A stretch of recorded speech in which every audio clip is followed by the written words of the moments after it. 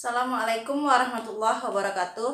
Halo anak-anak Miss di rumah, semoga kamu semua dalam keadaan sehat walafiat ya.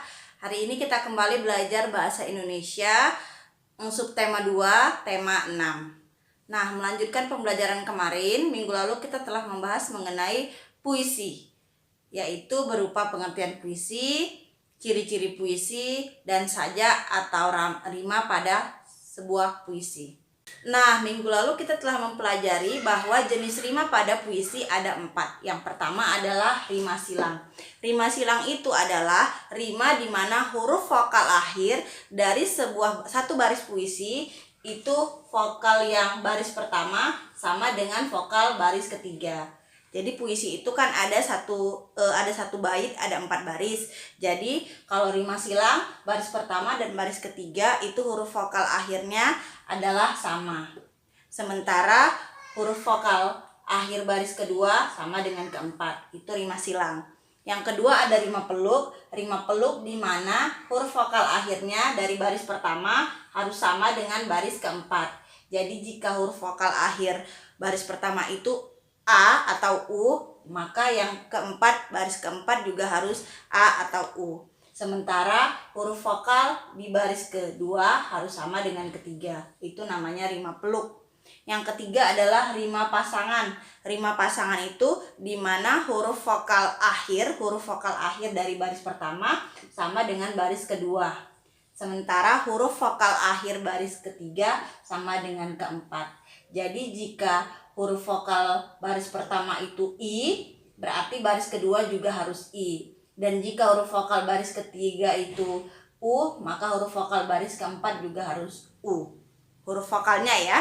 Kemudian yang terakhir ada rima terus. Rima terus di mana huruf vokal akhir dari setiap baris sama. Jadi jika baris pertama E atau U, maka baris kedua, ketiga, dan keempat itu juga huruf vokalnya harus sama dengan baris pertama. Itu namanya rima terus. Nah, anak-anak, hari ini kita akan mempelajari mengenai cara membuat puisi. Nah, kita ikuti tahap-tahap dalam membuat puisi berikut ini. Puisi adalah salah satu bentuk karya sastra yang menggunakan kata-kata indah dan penuh makna. Kamu dapat menuliskan semua hal yang kamu pikirkan dalam bentuk puisi, termasuk cita-cita. Perhatikan persiapan membuat puisi berikut ini. Yang pertama, tentukan tema puisi yang disukai. Tema merupakan topik utama atau gagasan pengarang dalam puisi. Yang kedua, siapkan peralatan tulis. Yang ketiga, lakukan observasi atau pengamatan terhadap objek pada tema puisi. Observasi bermanfaat untuk mengembangkan imajinasi atau hayalan. Yang keempat, observasi dapat dilakukan berulang kali agar dapat memperoleh lebih banyak inspirasi. Yang kelima, tentukan peristiwa yang sesuai dengan tema puisi.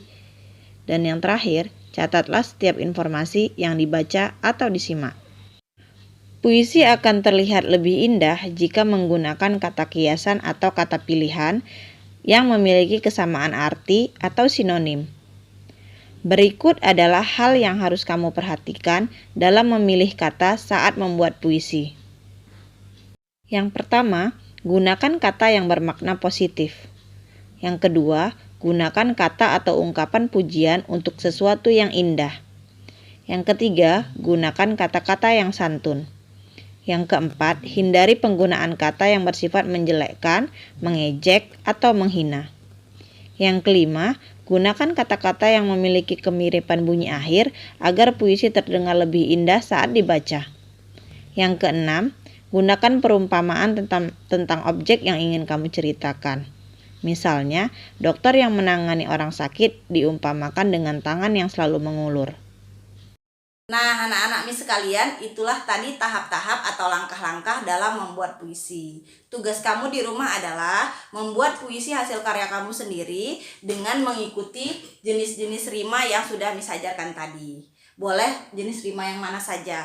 Tapi kalau misalnya bait pertama dengan bait kedua atau seterusnya itu berbeda bentuk rimanya, jenis rimanya juga boleh. Kamu tuliskan dengan kreasi kamu sendiri di kertas origami atau kamu print, boleh ya kreasi sendiri. Kemudian kamu bacakan dengan cara membaca puisi yang baik.